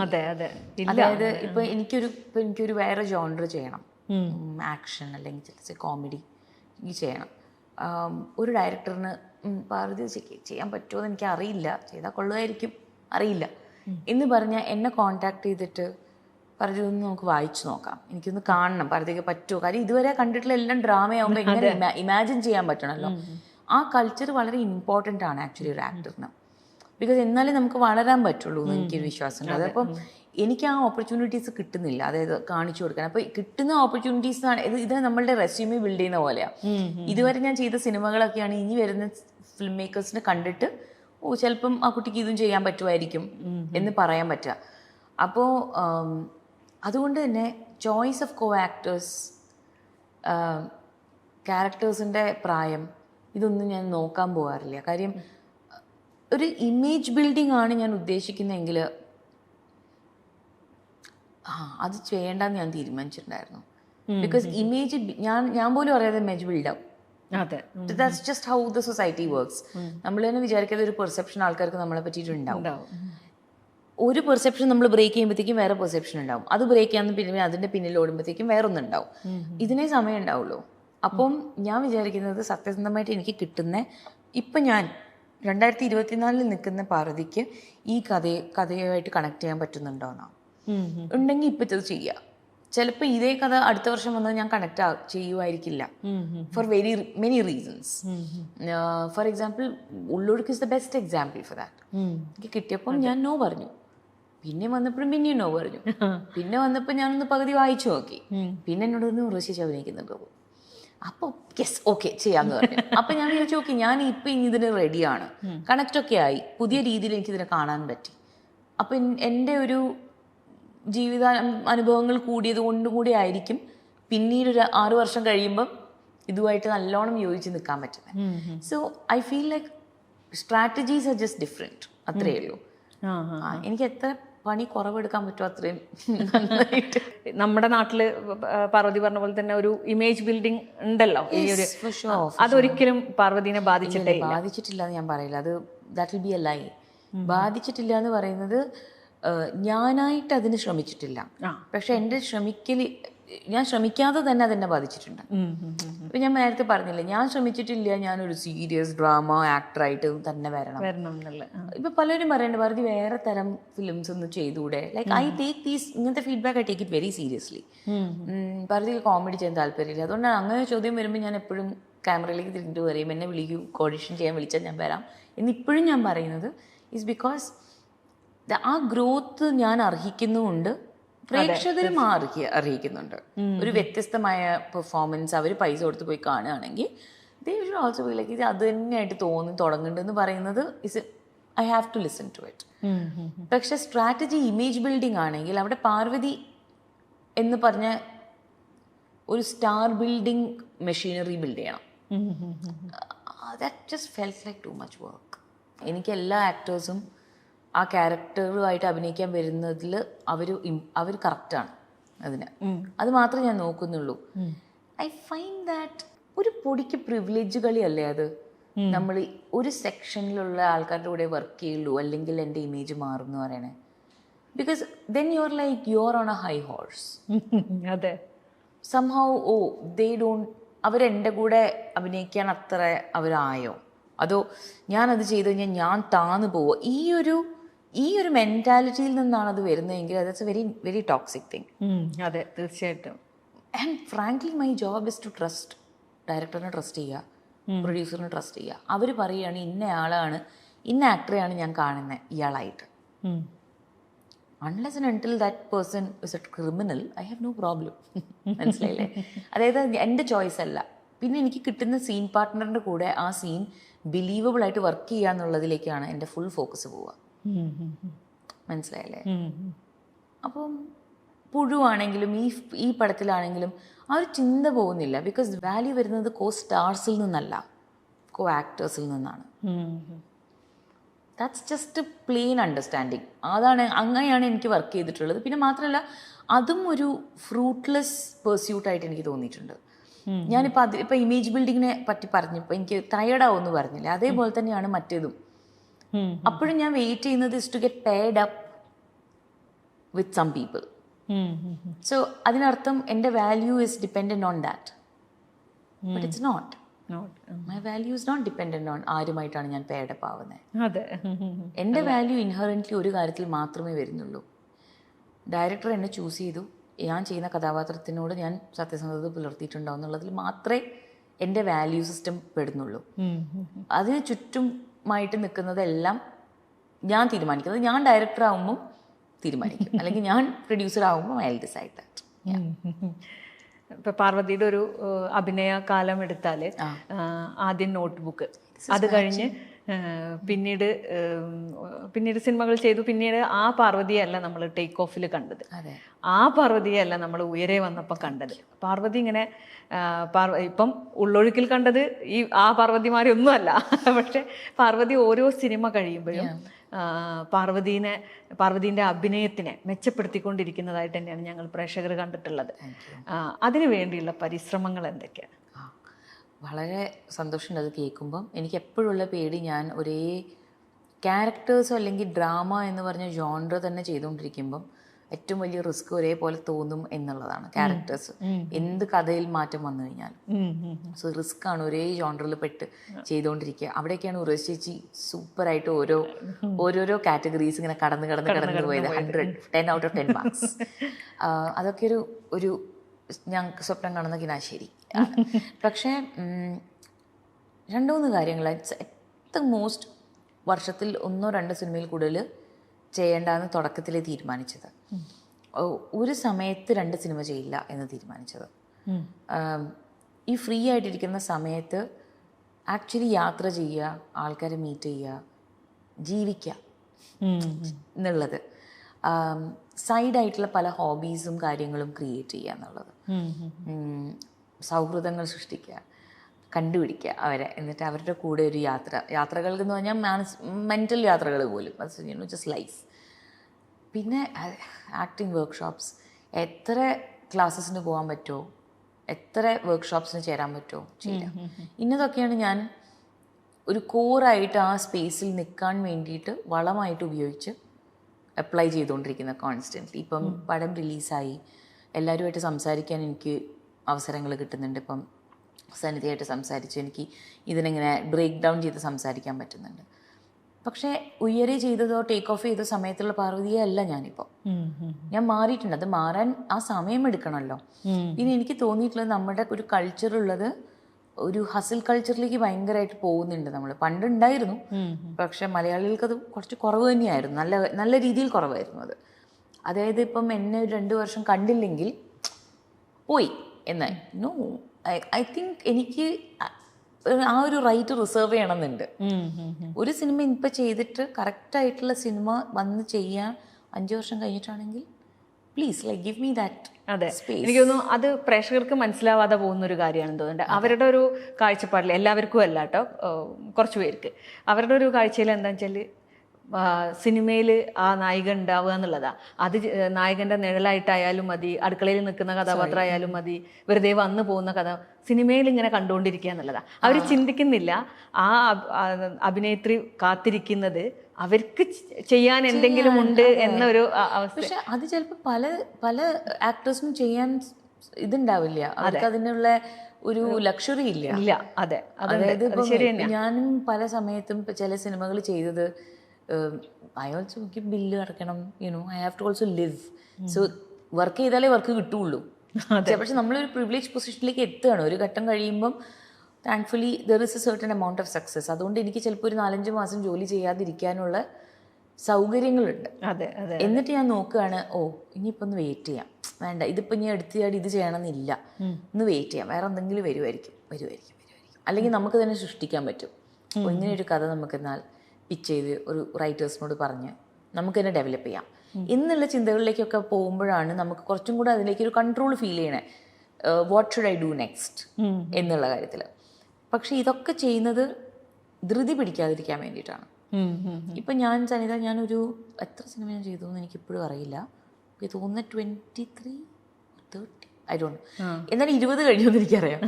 അത്രയും സിനിമകൾ ഞാൻ ചെയ്തിട്ടുണ്ടെങ്കിൽ ഇനി ഞാൻ വേറൊരു സിനിമ ചെയ്യുന്നില്ല ever. I will still be very happy. Because ചെയ്തതെല്ലാം അറിഞ്ഞും ഫുൾ ജസ്റ്റിസ് ചെയ്യാൻ ഉള്ള ഉദ്ദേശശുദ്ധി വെച്ചിട്ടാണ് ഞാൻ ചെയ്തിട്ടുള്ളത്. അത് കഴിഞ്ഞിട്ട് ഞാനൊരു വേറൊരു ഡിറക്ഷനിലേക്ക് പോവുകയാണ് ലൈഫിൽ എന്നുണ്ടെങ്കിൽ that should also be okay. ഇല്ല 10 വർഷം കഴിഞ്ഞിട്ട് ചെയ്യാം എന്നാണെങ്കിൽ that should also be okay. I think ആർട്ടിസ്റ്റിന് ഏറ്റവും കൂടുതൽ ആവശ്യം ഈ ലൈം ലൈറ്റിൽ നിന്ന് കാണിച്ചുകൊണ്ട് നിൽക്കുക എന്നുള്ളതല്ല. It's okay, you can take your time. തിരിച്ചു വരുമ്പോൾ പക്ഷെ നല്ല വേർതി ആയിട്ടുള്ള സംഭവമായിട്ട് വരൂ. എൻജോയ് ചെയ്തിട്ട് ചെയ്യൂ. Live your life also. Don't live so that you are getting validation from people. നിങ്ങൾക്ക് ഇപ്പോൾ വാല്യൂ ഉണ്ട്, പടം റിലീസ് ആവുന്നുണ്ട്, അപ്പം നിങ്ങൾക്ക് വാല്യൂ ഉണ്ട്. അപ്പോൾ പടം ഇല്ലാത്ത സമയത്ത് ഞാൻ ആരുമല്ലേ എന്നുള്ളതാണ്. സോ ആ സമയത്ത് ഞാൻ ചെയ്യുന്ന വേറെ പല കാര്യങ്ങളുമാണ്. ഞാൻ ജീവിക്കുകയാണ് ആ സമയത്ത്. ആ ജീവിതാനുഭവങ്ങളിൽ നിന്നാണ് പിന്നെ എനിക്ക് അഭിനയിക്കാൻ വരുമ്പം എൻ്റെ ഒരു ടൂൾ കിറ്റ് തന്നെ പുറത്തേക്ക് വരുന്നു. ഹിന്ദിയിലും തമിഴിലും തെലുങ്കിലും മലയാളത്തിലും ഒക്കെ അഭിനയിച്ചുകൊണ്ടിരിക്കുകയാണല്ലോ. അപ്പം ആ ഒരു എപ്പോഴും പാർവതി വെറുതെ അഭിനയിച്ചു പോവുക എന്നുള്ളതിന് അപ്പുറത്തേക്ക് ആ സിനിമയുടെ ഒരു കൾച്ചറും കാര്യങ്ങളും ഒക്കെ ശ്രദ്ധിക്കുന്ന ഒരാളാണ്, ചുറ്റുപാടുമൊക്കെ. എന്താണ് ആ ഒരു ഓരോ ഇടത്തെ ഒരു വ്യത്യാസവും സാമ്യവും ഒക്കെ എന്താണ് തോന്നി? എനിക്ക് തോന്നുന്നത് ഏറ്റവും കൂടുതൽ ഞാൻ മലയാളത്തിൽ ശ്രദ്ധിച്ചിട്ടില്ല, മലയാളം ഇൻഡസ്ട്രിയിൽ എങ്ങനെയാണെന്ന് വെച്ചാൽ എത്ര കുറച്ച് വെച്ചിട്ട് നമുക്ക് എത്ര കൂടുതൽ ചെയ്യാമെന്ന് ഏറ്റവും കൂടുതൽ അറിയുന്നത് നമുക്കാണ്. ഈ ഒരു 5 ഇൻഡസ്ട്രിയും വെച്ച് നോക്കുകയാണെങ്കിൽ ബഡ്ജറ്റ് ആയിരിക്കാം, നമ്പർ ഓഫ് ഡേയ്സ് ആയിരിക്കാം, ആർട്ടിസ്റ്റിൻ്റെ ഡേറ്റ്സ് ആയിരിക്കാം. ചിലതൊക്കെ ചില ബഡ്ജറ്റ് പുറത്തുള്ള വേറെ ഇൻഡസ്ട്രീസിൽ പോയിട്ട് സംസാരിക്കുമ്പോൾ അവർക്ക് വിശ്വസിക്കാൻ പറ്റില്ല, ഇത്രയിലാണോ നിങ്ങളിത് ചെയ്തിരിക്കുന്നതെന്ന്. So sometimes I think budget എപ്പോഴും കുറഞ്ഞിരിക്കണം എന്നല്ല ഞാൻ പറയുന്നത്, പക്ഷെ അതൊരു സ്കിൽ സെറ്റാണ് അങ്ങനെ ചെയ്തെടുക്കാൻ പറ്റുക എന്നുള്ളത്. 45 ദിവസം കൊണ്ടും 43 ദിവസം കൊണ്ടും തീർക്കുമ്പം ഒരു തെലുഗു ഫിലിം 6 മാസത്തിൽ പതുക്കെ ഒരു 3 ദിവസം ഷൂട്ട് ചെയ്ത് പിന്നെ ഒരാഴ്ച ബ്രേക്ക് അങ്ങനെയൊക്കെ ആയിരിക്കും. സോ മേ ബി അവർക്കത് അഫോർഡ് ചെയ്യാനുള്ള മോണിറ്ററി സ്പേസ് ഉണ്ട്. പിന്നെ ഞാൻ നോട്ടീസ് ചെയ്തിട്ടുള്ളത് അതുകൊണ്ട് തന്നെ കോൾ ഷീറ്റ് സ്ട്രക്ചർ, അതായത് ഒരു ദിവസം നമ്മൾ എങ്ങനെയാണ് പ്ലാൻ ചെയ്യുന്നത് എന്നുള്ളതിൽ മാറ്റമുണ്ട് ഒരുപാട് വേറെ. അതൊഴിച്ചാൽ പിന്നെ I don't see much difference.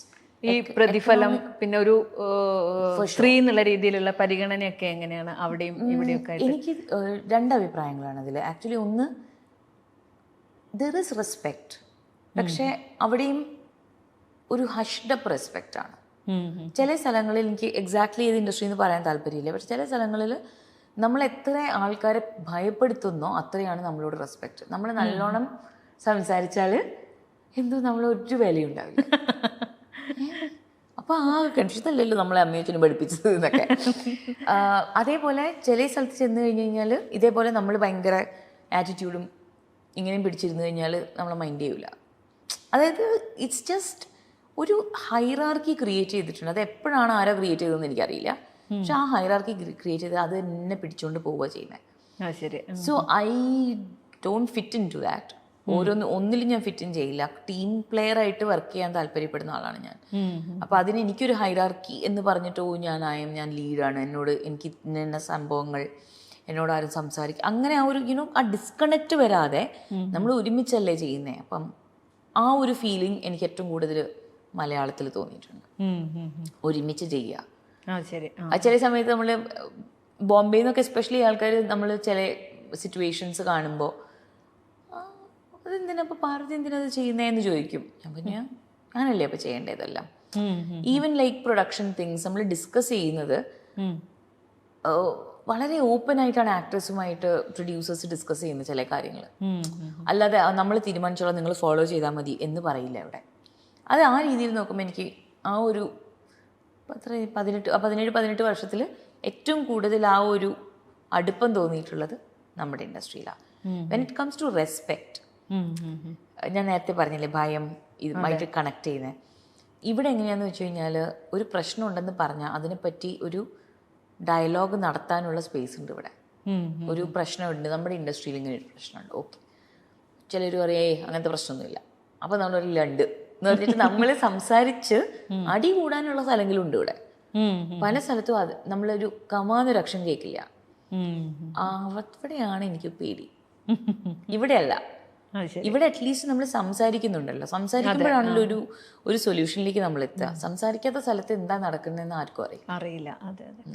പാർവതിയെ പോലുള്ള ഒരു ഉറക്കെ ശബ്ദിക്കാൻ തുടങ്ങിയപ്പോഴാണ് മലയാള സിനിമാ പ്രവർത്തകരായാലും പ്രേക്ഷകരായാലും മാധ്യമങ്ങളായാലും ശ്രദ്ധിച്ചു തുടങ്ങിയത് സിനിമയിലെ സ്ത്രീ പ്രശ്നങ്ങൾ. ഉർവശി പോലും പറയുണ്ടായി, ഞാനൊക്കെ വന്ന് അഭിനയിക്കുന്നു പോകുന്നു, ഒന്നും അറിയില്ല, സംവിധായകൻ പറയുന്നത് അഭിനയിക്കുന്നു പോകുന്നു എന്നതിൽ കവിഞ്ഞിട്ട് മറ്റൊന്നും ചിന്തിച്ചിരുന്നില്ല. പക്ഷെ ഇവരൊക്കെ ശബ്ദിച്ചപ്പോഴാണ് നമുക്ക് ആ കാര്യങ്ങൾക്ക് നമുക്ക് അവകാശമുണ്ട്, നമ്മൾ ചോദിക്കേണ്ടതായിരുന്നു എന്നുള്ളൊരു തോന്നൽ വന്നത്. അത്തരമൊരു ചിന്തയെങ്കിലും ഉണ്ടാക്കാൻ പാർവതീനെ പോലുള്ളവർക്ക് കഴിഞ്ഞിട്ടുണ്ട്. ഒരു അഭിനേത്രി ആക്ടിവിസ്റ്റും കൂടി ആവുമ്പോൾ ഉണ്ടാവുന്ന ചില പ്രശ്നങ്ങളാണോ അതോ ഗുണകരമാണോ? രണ്ടുമുണ്ട്. ഒരു ഫേമസ് ആക്ടർ പറഞ്ഞിട്ടുള്ളതാണ്, അതായത് ഞാൻ എത്രത്തോളമാണ് ഔട്ട്സൈഡ് ദ ക്യാരക്ടർ, അല്ലാതെ ഒരു കഥാപാത്രം ഒരു സിനിമയിൽ അഭിനയിക്കുന്നതിൽ നിന്ന് പുറത്ത് നിങ്ങൾ എന്നെ കാണുന്നത് അത്രയും നിങ്ങൾക്ക് ഞാൻ ബിലീവബിൾ ആവില്ല ഞാൻ പിന്നെ സിനിമ ചെയ്യുമ്പോൾ. അതായത് കൂടുതൽ ആൾക്കാർക്ക് പാർവതിയായിട്ട് തോന്നും എൻ്റെ കഥാപാത്രങ്ങൾ. അതപ്പോൾ എൻ്റെ കഥാപാത്രങ്ങളോട് കാണിക്കുന്ന ഒരു അൺഫെയർനെസ് അല്ലേന്ന് ഒരു ചോദ്യമുണ്ട്. അതായത് ഞാനിപ്പോൾ എൻ്റെ ആക്ടിവിസ്റ്റ് എന്നുള്ള രീതിയിലുള്ള എനിക്ക് പറയാനുള്ള കാര്യങ്ങൾ ശബ്ദം ഉയർത്തുന്നു, കാര്യങ്ങൾ ചെയ്യുന്നു. കുറച്ച് കഴിഞ്ഞാൽ ഒരു ക്യാരക്ടർ യൂണിവേഴ്സിലേക്ക് പോകും, പാർവതി പോലെ തന്നെയാണല്ലോ അഭിനയിക്കുന്നതെന്ന് പറയും. അതെന്താ വെച്ചാൽ ഫെമിലിയാരിറ്റിയാണ്. യു സി എന്നെ കുറേ കണ്ടുകൊണ്ടിരുന്നു കഴിഞ്ഞാൽ പിന്നെ നിങ്ങൾക്ക് വ്യത്യാസം കാണിക്കാൻ പറ്റില്ല. അപ്പം ഒരു സത്യം പറഞ്ഞാൽ എൻ്റെ ഐഡിയൽ സിനാരിയോ എന്താ അറിയോ, സിനിമ ചെയ്യുക പിന്നെ എന്നെ കാണാനേ പാടില്ല നിങ്ങൾ ആരും. ഞാൻ ഇപ്പോൾ അഡ്വർടൈസ്മെൻ്റ് ആയാലും ഇനോഗ്രേഷൻ ആണെങ്കിലും ഒന്നിലും കാണരുത്, സിനിമകളിൽ മാത്രം കാണുക. അപ്പം എന്താണ്, നിങ്ങൾക്ക് ശരിക്കും എന്നെ ആ ക്യാരക്ടറായിട്ട് മാത്രം കാണാൻ പറ്റും. കാര്യം ഡിസ്കണക്റ്റ് കൊടുക്കണം, ഓഡിയൻസിന് അത് കൊടുക്കുന്നത് നല്ലതായിരിക്കും. പക്ഷേ തിങ്സ് ഹാപ്പൻഡ്. 2017 സംഭവിച്ചിട്ടുള്ള കാര്യങ്ങൾ നമ്മളുടെ എല്ലാവരുടെ ജീവിതവും മാറ്റിമറിച്ചു. അതിൽ ഒരു no two ways about it. അത് നമ്മൾ ചൂസ് ചെയ്തതല്ല. ഇത് ഞാനായിരുന്നില്ലെങ്കിൽ വേറെ ആളായിരുന്നേനെ ആ സമയത്ത്. നിമിത്തം എന്നുള്ള രീതിയിൽ നമ്മളായിരുന്നു. ഈ കൂട്ടായ്മ ഒരുമിച്ച് വന്നതിന് നമ്മളായിരുന്നു.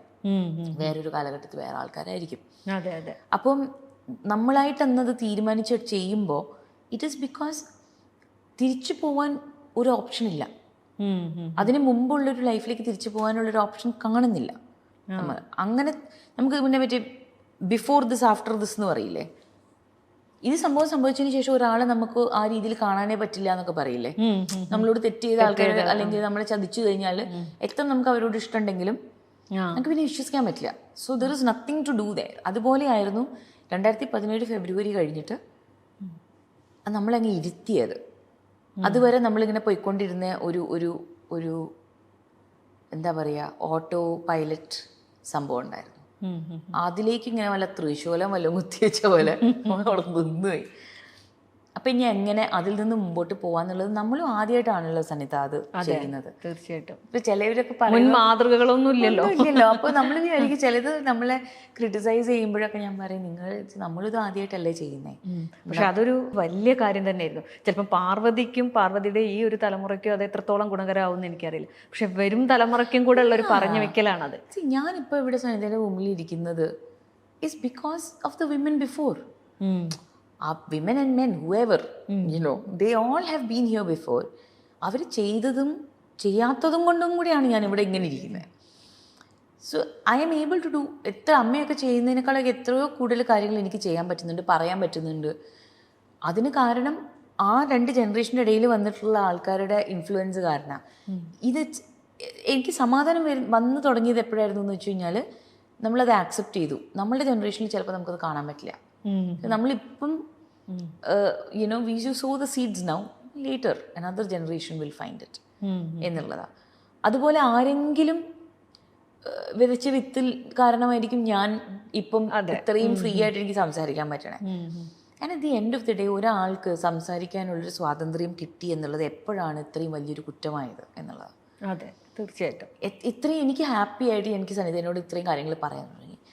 The hate is unbelievable. Simply because I'm talking, simply because I exist. So it was ഭയങ്കര ഒരു ഇൻട്രസ്റ്റിംഗ് കേസ് സ്റ്റഡിയാണിത്.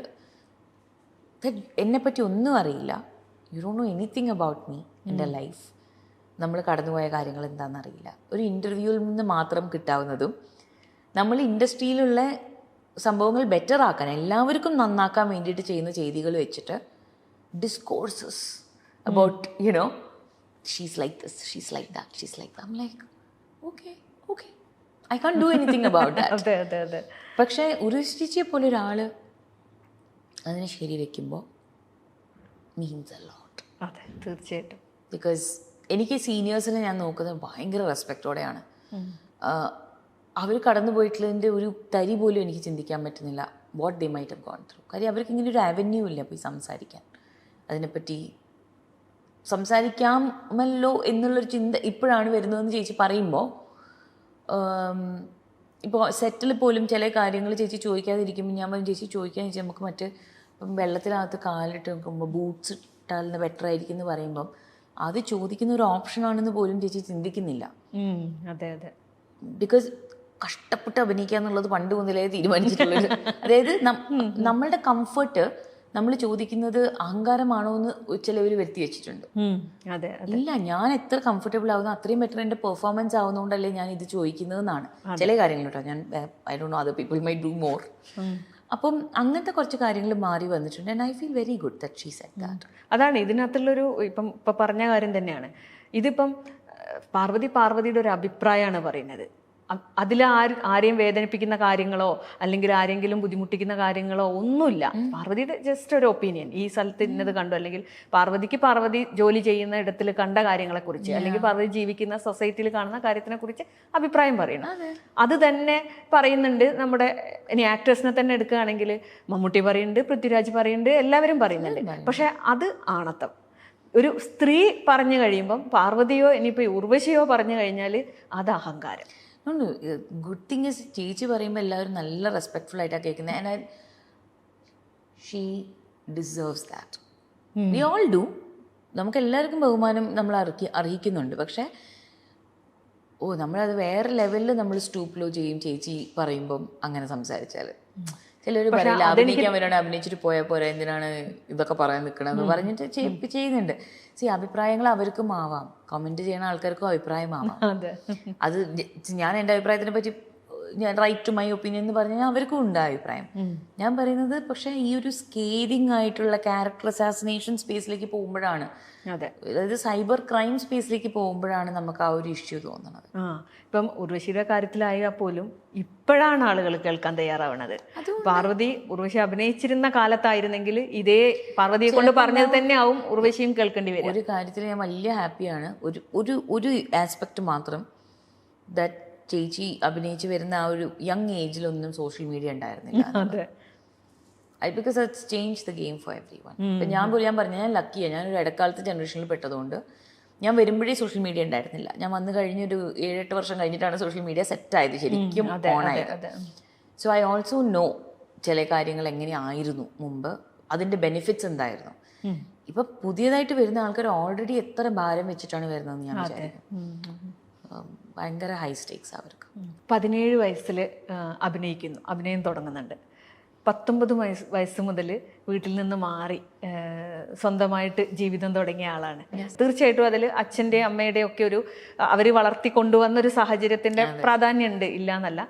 എങ്ങനെയാണ് ആ ഒരു കാഴ്ചപ്പാട്, ഈ ഒരു നിലപാടുള്ള വ്യക്തിയായിട്ട് ജീവിക്കുക എന്ന് പറയുന്നത് എന്നെ വലിയ ബുദ്ധിമുട്ടാണ്. പാർവതി ഒരു സ്ത്രീയും കൂടിയാണ്, മാതൃക തന്നെയാണ്, അതിൽ സംശയമൊന്നുമില്ല. എനിക്ക് 18-19 ആ സമയത്ത് ഞാൻ മൂവ് ചെയ്യുമെന്ന് പറയുമ്പം സിമ്പിൾ തോട്ടായിരുന്നു. കുറേ സിനിമകളും കാര്യങ്ങളൊക്കെ കണ്ട് നമ്മൾ ഇൻഫ്ലുവൻസ്ഡ് ആയി. ഒറ്റയ്ക്ക് ജീവിക്കണം എന്നുണ്ട്. എനിക്ക് അപ്പോഴേ അറിയായിരുന്നു കല്യാണം കഴിച്ചിട്ടായിരിക്കില്ല ഞാൻ വീട് വിട്ട് ഇറങ്ങുന്നത്. എനിക്കതൊരിക്കലും സെറ്റായിട്ടുണ്ടായിരുന്നില്ല ആ തോട്ട്. അച്ഛനും അമ്മയും അതിനെ കോൺക്രീറ്റ് ആക്കാനൊന്നും ചെയ്തിട്ടുണ്ടായിരുന്നില്ല. അവരൊരിക്കലും പറഞ്ഞിട്ടില്ല ഇല്ലല്ലോ നിനക്ക് ഒറ്റയ്ക്ക് യാത്ര ചെയ്യാൻ പറ്റുക, അങ്ങനെ ഒന്നും പറഞ്ഞിട്ടില്ല. സോ ഇറ്റ്സ് നോട്ട് അവരെന്താണോ പറഞ്ഞതെന്നുള്ളതല്ല, അവർ പറയാതെ പോയ കുറേ കാര്യങ്ങളിലാണ് എനിക്ക് എൻ്റെ സ്വാതന്ത്ര്യം ഞാൻ കണ്ടെത്തിയത്.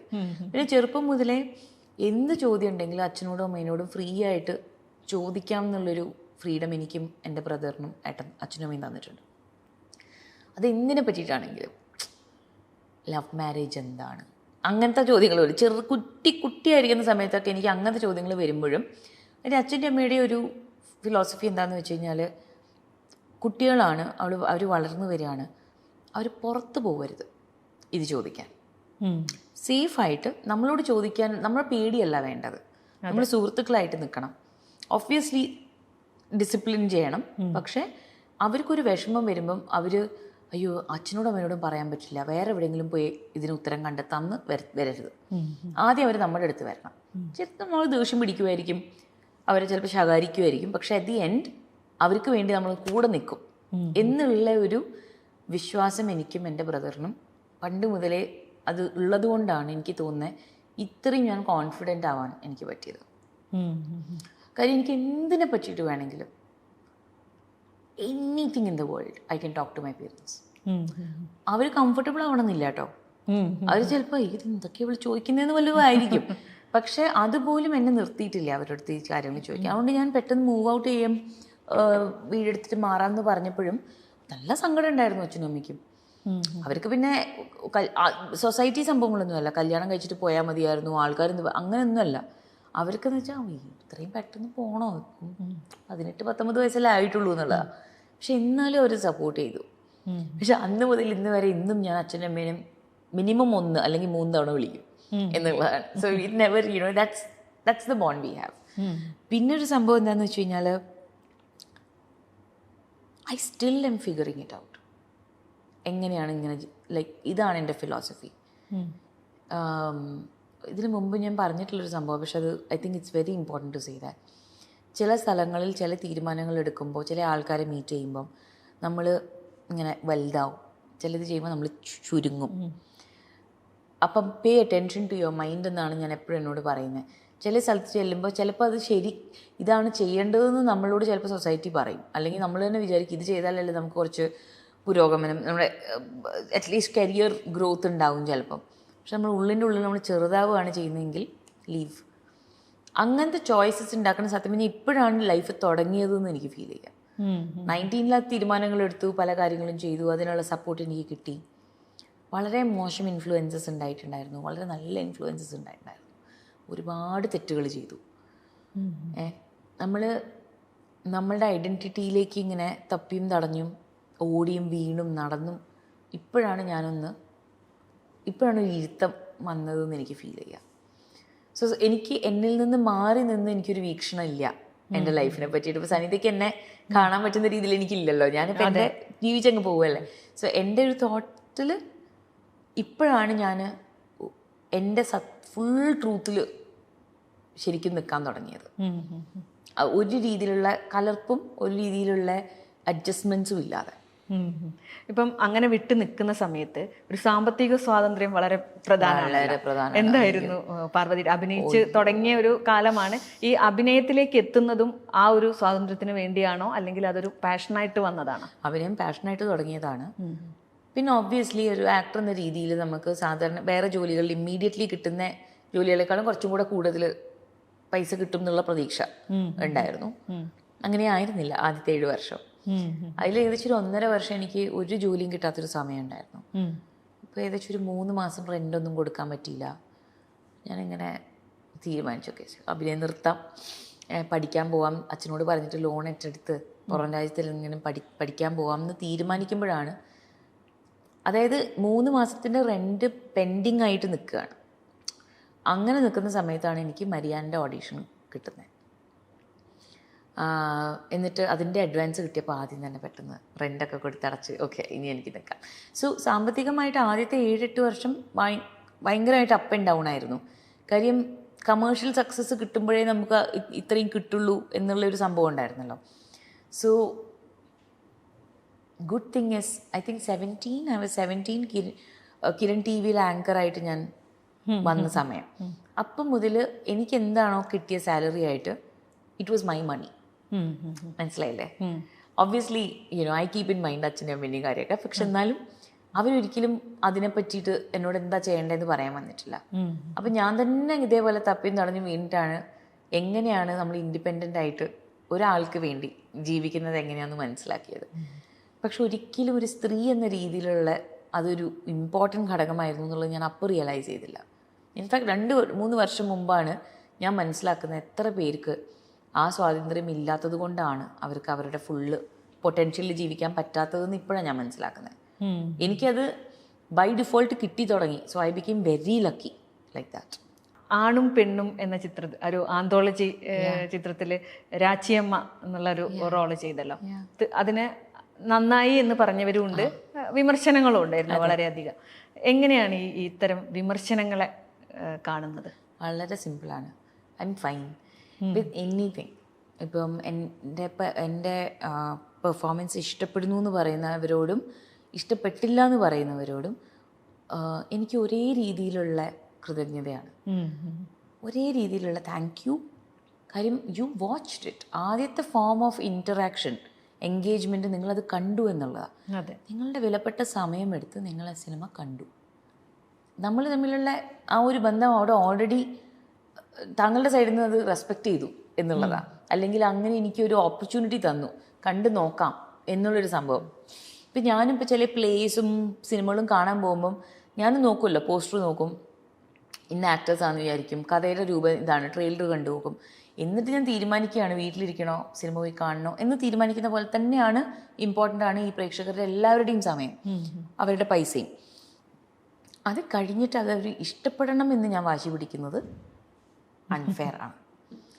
അത് ഓരോരുത്തരുടെ ഇഷ്ടത്തിനനുസരിച്ചിരിക്കും. സത്യമാണ് പറഞ്ഞത്, രാച്ചിയമ്മയുടെ ഇങ്ങനെ നടുവിൽ നിന്ന് പിളർത്തുന്ന പോലെയാണ്.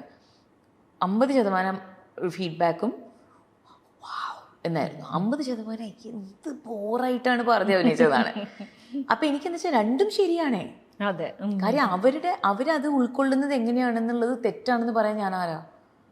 ഞാൻ ആരുമല്ല. പക്ഷെ ഞാൻ അഭിനയിക്കുന്ന സമയത്ത് ഞാൻ എൻ്റെ ഫുൾ ഫോക്കസിൽ വേണുസാറുമായിട്ട് ഡിസ്കസ് ചെയ്ത് എൻജോയ് ചെയ്ത് ക്രിയേറ്റ് ചെയ്ത് അതിൽ നിന്ന് ആർക്കും ഒന്നും എടുത്ത് കളയാൻ പറ്റില്ല.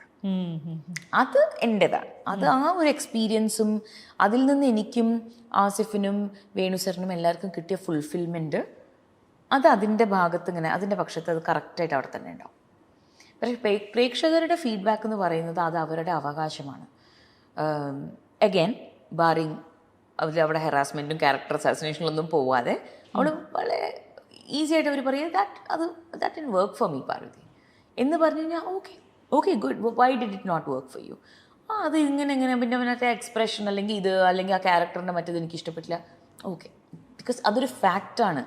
അതിൽ പോയിട്ട് എനിക്ക് അടി കൂടാനുള്ള സ്പേസ് എനിക്കില്ല. I don't think just because ഞാൻ ഭയങ്കരമായിട്ട് ഹാർഡ് വർക്ക് ചെയ്തു എന്ന് വിചാരിച്ചിട്ട് എല്ലാവരും അത് ഇഷ്ടപ്പെടണം എന്ന് ഞാൻ ഒരിക്കലും വാശി പിടിക്കില്ല. ഞാൻ ചോദിക്കുന്നത് സിനിമകൾ തിരഞ്ഞെടുക്കുമ്പം ഈ ഒരു വിമർശനങ്ങൾ പിന്നീട് ബാധിക്കാറുണ്ടോ എന്നുള്ളത്. ഇല്ല, വിമർശനങ്ങൾ സെലക്ട് ചെയ്യുമ്പോഴും ഞാൻ അതിനെപ്പറ്റി ചിന്തിക്കില്ല. ബേസിക്കലി അതായത് ഇനി ചെയ്യാൻ പോകുന്ന സിനിമകളിൽ അത് അവോയ്ഡ് ചെയ്യണമെന്നും ഞാൻ തീരുമാനിക്കില്ല. ചില സമയത്ത് ചില ക്രിറ്റിസിസം വരുമ്പോൾ ഭയങ്കര കൺസ്ട്രക്റ്റീവ് ആയിരിക്കും. ചിലത് അവിടെ വർക്കായില്ല എന്ന് പറയുമ്പോൾ എനിക്ക് ചിന്തിക്കാം എന്താണോ വർക്കാവാത്തത്, ദൈവമേ അത് ചെയ്തുകൊണ്ടായിരിക്കും. ചിലപ്പോൾ ഇനി അടുത്ത അതേ ഒരു സ്പേസിലൊരു ക്യാരക്ടർ കിട്ടിയാൽ ചിലപ്പോൾ അതൊന്ന് അവോയ്ഡ് ചെയ്ത് നോക്കാം. അങ്ങനത്തെ ഇൻറ്റേർണൽ കറക്ഷൻസ് ഞാൻ ചെയ്യുന്നേ ഉള്ളൂ. പക്ഷെ അങ്ങനെ ഒരു ക്യാരക്ടർ ചൂസ് ചെയ്യുന്നത് കാര്യം സനിത ഒരു രീതിയിലും നമുക്ക് എന്ത് തരത്തിലുള്ള എന്താ പറയുന്നത് ദീർഘവീക്ഷണം കിട്ടിയാലും നമുക്ക് കണ്ടുപിടിക്കാൻ പറ്റില്ല ആൾക്കാർക്ക് എന്താ ഇഷ്ടപ്പെടുകയെന്ന്. So why try, you do your best, right? Take criticism, അതിൽ എന്തെങ്കിലും കൺസ്ട്രക്ഷൻ ഉണ്ടെങ്കിൽ അപ്ലൈ ചെയ്യുക. പിന്നെ നമ്മളോട് സത്യസന്ധത പുലർത്തണം. അതായത് you should be happy with the job you are selecting and then go ahead and do it.